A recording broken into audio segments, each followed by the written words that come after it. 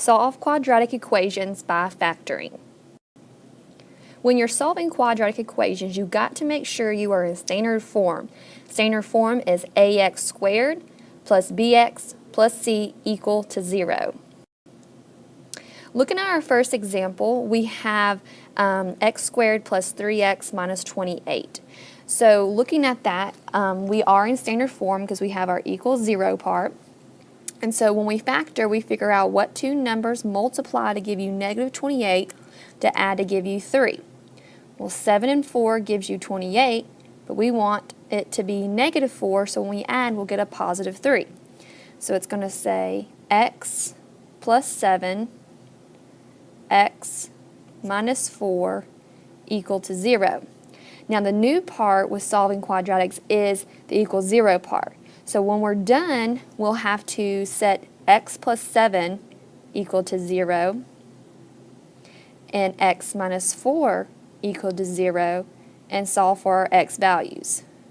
We would subtract 7, so x equals negative 7. Here we'll add 4,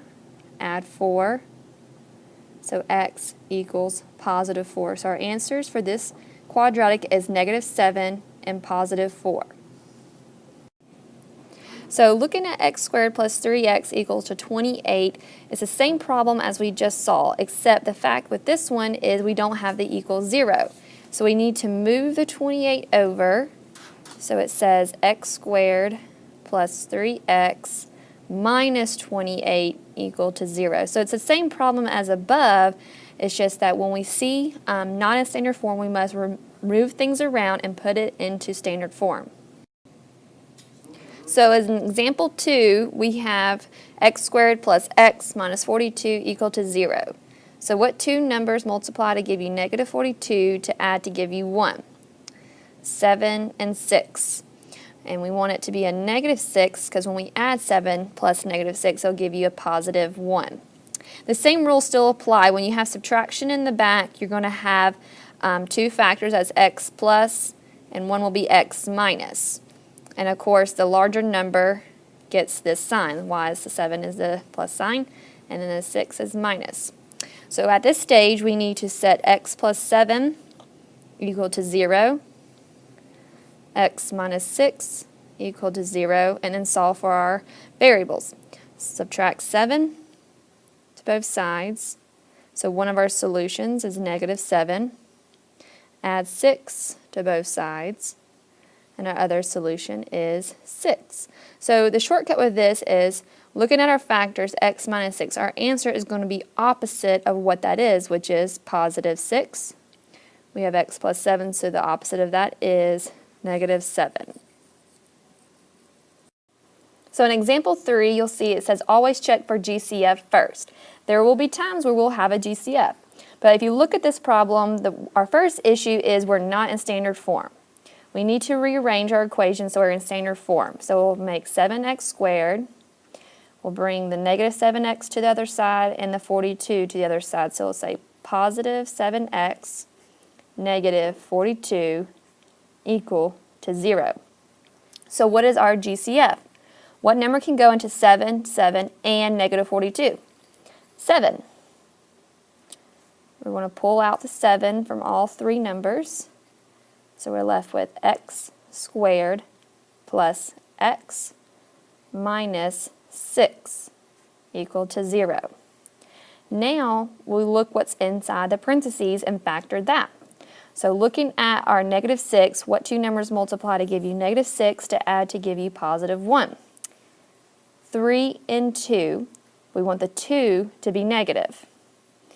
Let's go over here. So we have 7 parentheses x plus 3, x minus 2 equal to 0.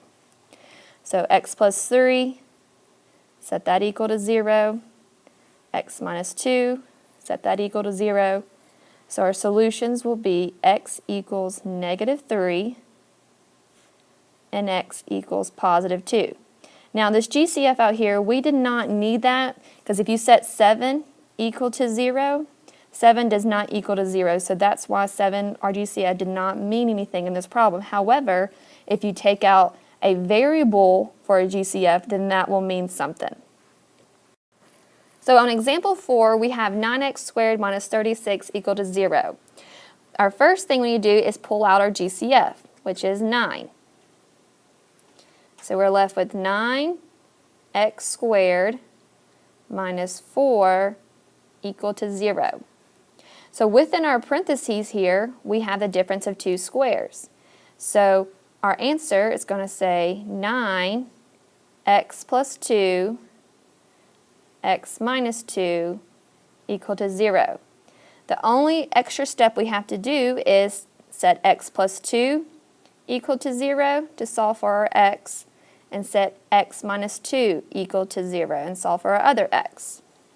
So one of our solutions will be x equals negative 2 and x equals positive 2. Again, our solutions are always opposite of what's in the parentheses, just a little shortcut when you're solving by factoring.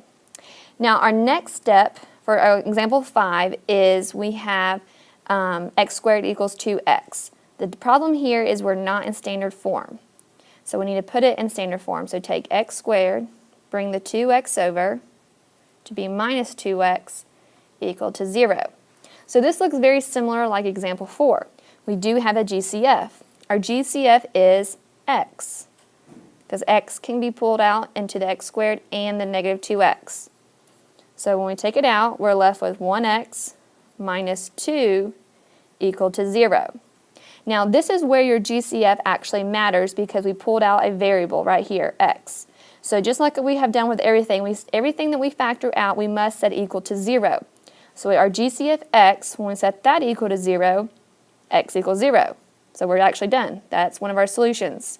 And then x minus 2 equal to 0, well, that will be x equals 2. So when you're solving by factoring, you will always have two solutions. Now again, we pulled out a 9 in example 4, but that wasn't one of our solutions because 9 does not equal 0. Don't forget to watch the next video and take the quiz at the end.